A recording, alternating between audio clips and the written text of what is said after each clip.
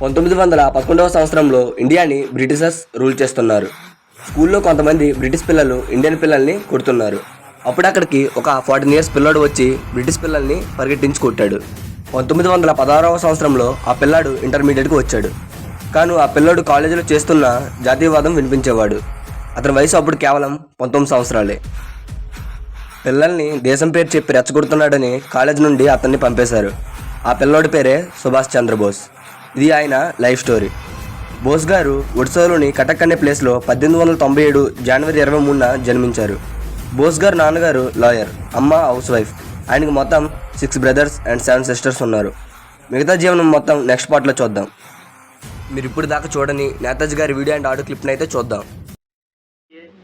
आज हम लोग दुनिया को दिखलाने चाहते हैं कि अब हिंदुस्तान दिल से, हृदय से स्वराज